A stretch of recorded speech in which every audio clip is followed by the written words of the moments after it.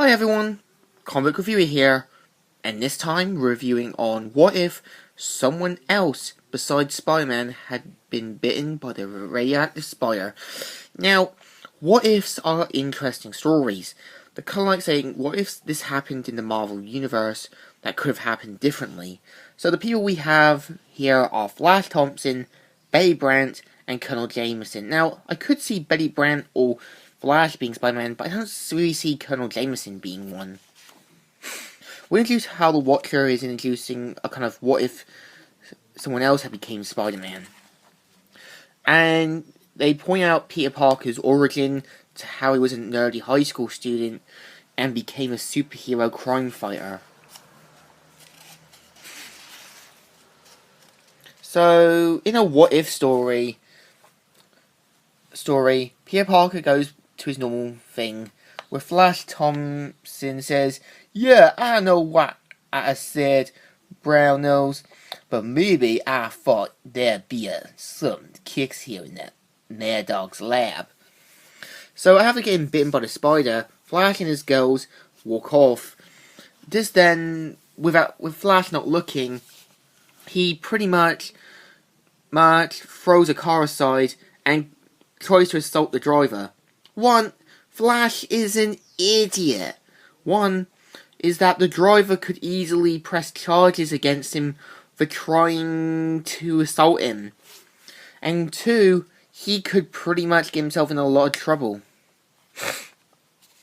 So Flash Thompson heads to the wrestling ring where he takes on Crusher Hogan. Without realizing it, he pretty much killed a guy by accident. And the police pretty much try to capture him, but he gets away. Now, this is going to be bad for him. Why? People now have seen what he looks like, and now he's gotten himself in a lot more trouble. So Flash decides to lay low and all that after discovering his powers, and becomes Captain Spider. So taking on villains like the Chameleon, the Tinkerer, and other crooks. Now, when you think about it, how does he even shower? Or better yet, have any clean clothes or anything? I mean, he's laying low, isn't he? So they take on the Vulture, but sadly, he ends up dying and falls to his death. Well, Peter Parker is the only one who witnesses it. So meanwhile, in another what-if story, Jameson and Betty Brant are adhering to their Peter Parker, where Betty Brant is bitten by the spider. And Betty Brant discovers something happening to her. And she discovers she has spider powers. And the guy's like, "Hey, where you think you're going? Huh? There are tables that cost me a fortune." So, deciding to train Betty Brant, she pretty much decides to create her own costume, which looks utterly ridiculous. I mean, it looks like a kind of stripper outfit, but with a Spider-Man mask and everything. So, Peter decided to take pictures with Betty Brant to make some money. And afterwards, they let a crook get away, and Uncle Ben has been shot. So Betty Brant decides to confront the killer, and realizes it's the same guy she let escape.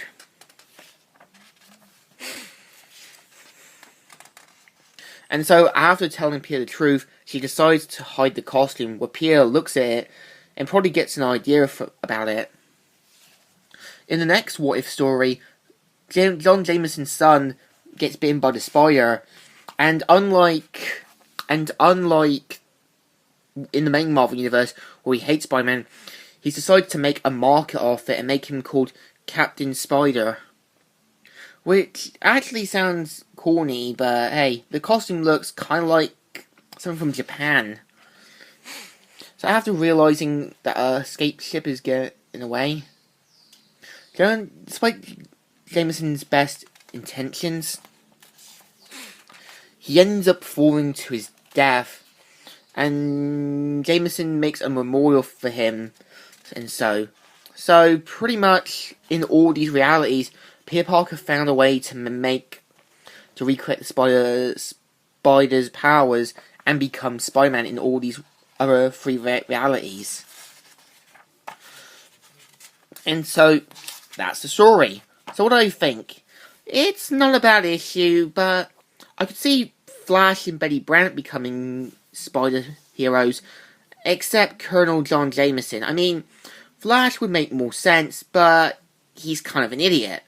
Betty Brant could work, but we don't know for sure. So in general, I give this a thumbs in the middle. It's alright, but could have done a bit more. So, Comic Reviewer here, signing out.